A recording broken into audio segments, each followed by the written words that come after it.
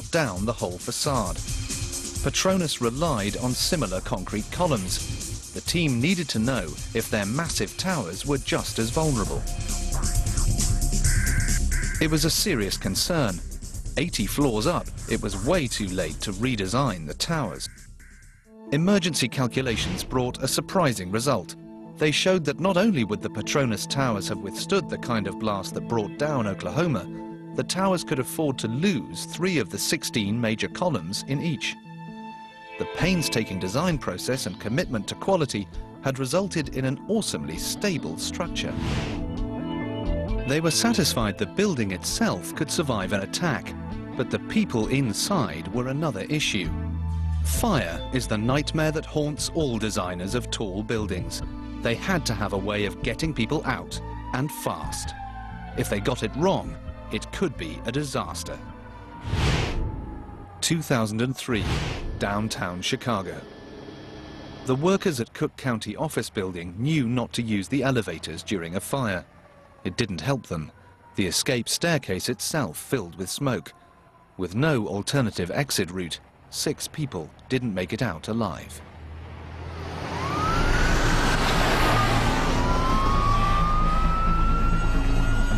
The Petronas team had to make sure a fire couldn't trap workers in the upper floors, where emergency ladders couldn't reach them. But they had 2 towers at their disposal. If they could make the 2 buildings function as one, then each could be the other's escape route.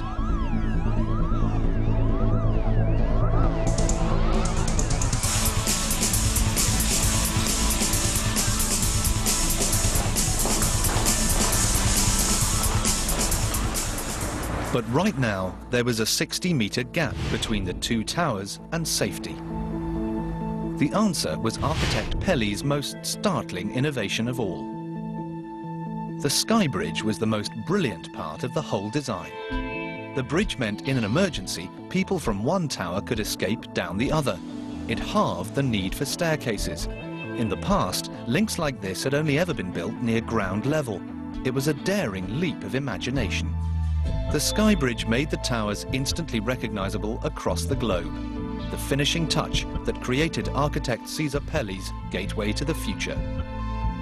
It was also a nightmare for the engineers.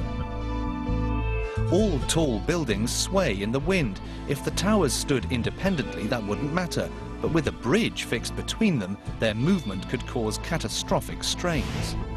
The team needed the towers to sway as little as possible. It was up to Charlie Thornton. There are many high-rise buildings where literally, as you walk into the bathroom and you look in the toilet bowl, you will see the water sloshing around because the building is swinging. Tests in the wind tunnel showed Petronas was going to be one of the most stable tall buildings ever built.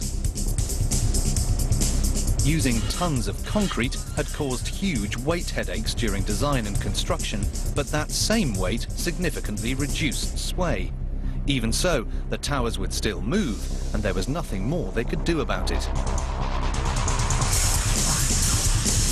They came up with an ingenious solution.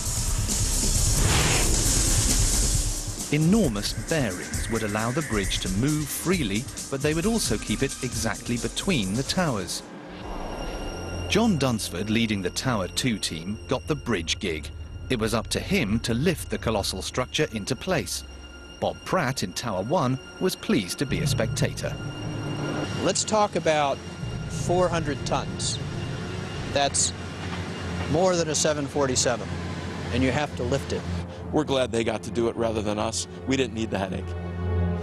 They were relying on the sky bridge to make the huge building safe. If they couldn't haul it into place, the towers would be a potential death trap for thousands. The team couldn't afford for the lift to go wrong. The Prime Minister himself was watching, and thanks to the international media, so was the rest of the world. Could they lift the now famous sky bridge? If anything went wrong, it would be a very public spectacle. John Dunsford decided the sky bridge should be assembled on the ground and lifted into place in one gigantic piece. It was a logistical nightmare. The closest anyone had ever come before was in bridge construction, so the Tower 2 team borrowed bridge building techniques. They were going to lift the sky bridge using 16 hydraulic jacks. It's 8:30 in the morning.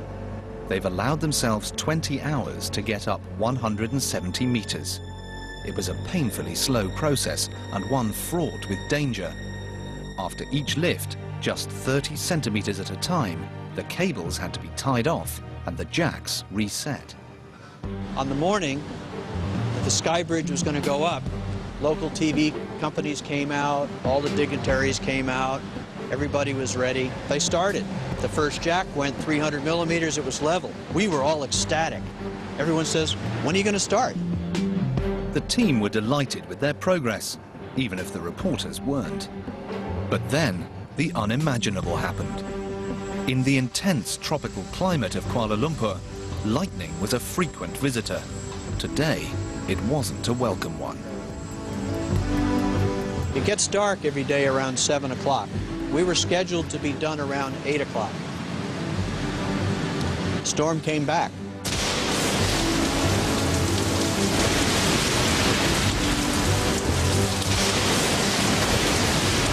Lightning went off, all the control systems went blank.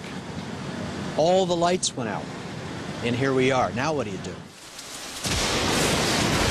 As the site plunged into darkness, the enormous sky bridge was left dangling in mid-air. I just visualized a nightmare of 800 pieces between the two towers falling one at a time.